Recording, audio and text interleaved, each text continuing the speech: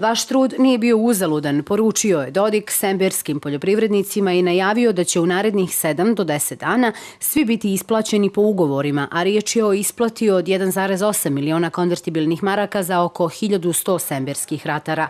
Prema njegovim riječima, taj novac će već danas biti obezbijeđen, čime su stečeni uslovi za nastavak rada u žitoprometu. Vama kompanija sigurno garantuje pšenicu odavde neće izaći. Ona će ostati da je radnici prerađuju. A vi koji mislite da taj ugovor koji ste ranije imali ovdje nije sada dostojan, mi vas ne možemo natjerati, ali vi morate da razumijete, mi smo ovdje došli ne da s vama pregovaramo o tome, nego da pomognemo da se problem riješi.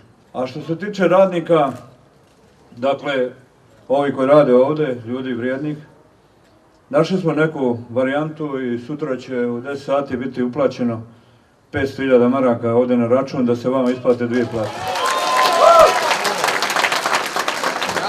I da odmah počnete da radite. Predsjednik vlade Republike Srpske Željka Cvijanović izjavila je okupljenima u krugu žitoprometa da će se prema odluci vlade ići sa izmirenjem prema poljoprivrednim proizvođačima i da je ovom intervencijom obuhvaćeno 1100 domaćih poljoprivrednika. Stekli su se ovdje uslovi da se prekine bilo kakav štrajk i da ova kompanija prevaziđe problem, nastavi da radi, a onda na dobrobit svih vas, semberi i proizvođača i radnika koji rade u ovom kolektivu. Sinoćnim razgovorima u žitoprometu prisustvovali su i ministar poljoprivrede, šumarstva i vodoprivrede Stevo Mirjanić, većinski vlasnik žitoprometa Slobodan Pavlović, kao i predstavnici poljoprivrednih proizvođača.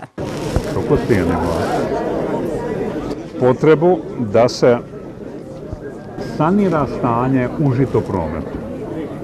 I ovih narednih dana ćemo preduzeti određene mjere koje će ići u pravcu da ovo preduzeće stane na noge, imajući u vidu koliko je ono dugo vremena predstavljalo za ovo područje vrlo važan segment razvoja agrarne privrede.